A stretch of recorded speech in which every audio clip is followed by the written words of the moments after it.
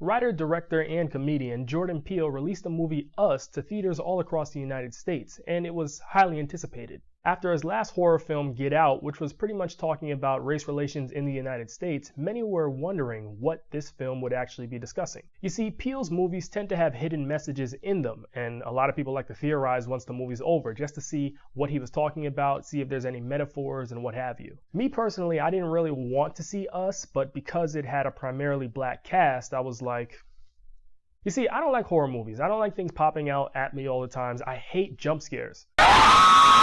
Yeah, like that.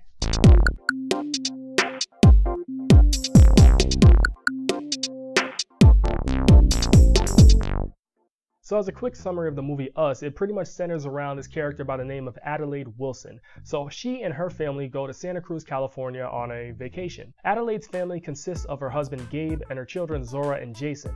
Now, while she's at Santa Cruz, she starts freaking out because she remembers this horrible experience that happened to her at a beach in Santa Cruz involving funhouse mirrors. Gabe reassures her that everything is going to be okay, and they all decide to go to the beach. The night of this family outing, the Wilsons are confronted by violent doppelgangers who infiltrate their house that they're staying at. Adelaide's doppelganger Red leads this charge, and we soon find out that doppelgangers exist for everybody in Santa Cruz and presumably the United States. The doppelgangers, who are called tethered in this film, end up killing all of their counterparts, and the Wilsons end up escaping alive. Now, many people have different theories about this movie. They think it's talking about the United States as a whole. Some people think it's talking about the homeless population, but I have my own idea of what the movie could be talking about. Alright, so the movie's not talking about my idea, I know this, but I think it's pretty fun to theorize. Now, to me, even though Jordan Peele said that Us wouldn't be talking about race relations like Get Out, I thought there were still elements of race relations within this film. To me, I felt that this film had an underlying social commentary about the plight of black women in America.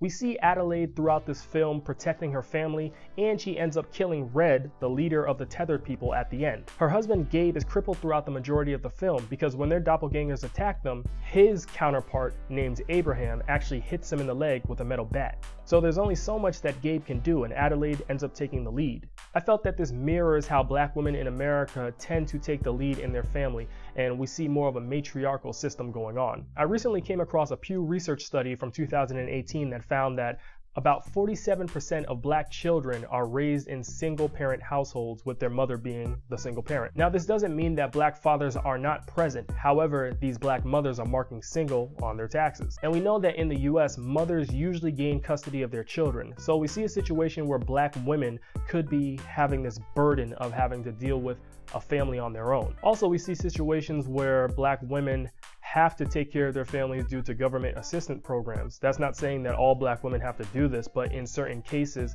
like when black women receive welfare, they can't have their men around.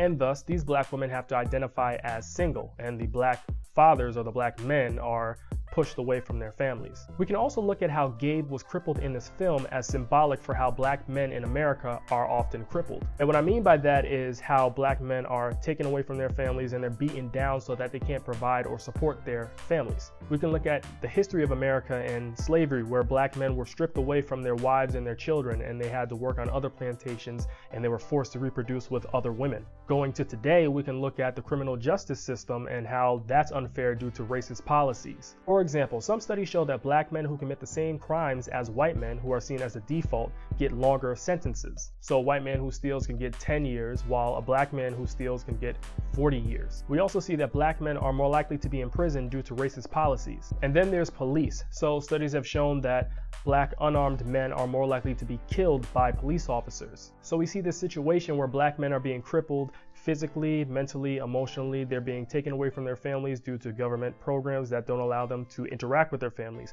We see them being killed and thus taken away from their families physically. And we also see another situation where they're taken away from their families physically because of incarceration. But I have to give it up to black women. They've been holding it down despite all the drama that the black community has faced over the years. We made a bunch of history.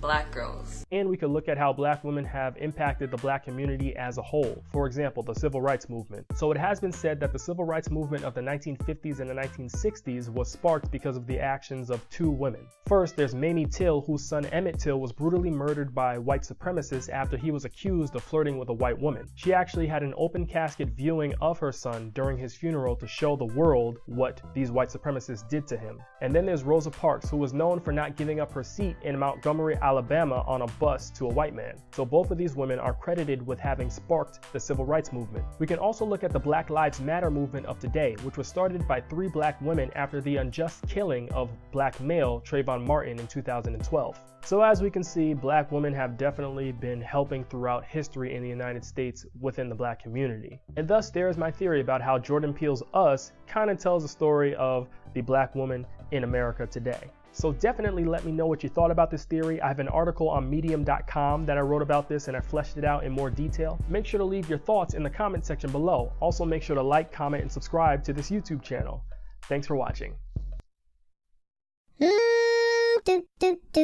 Chemistry Productions.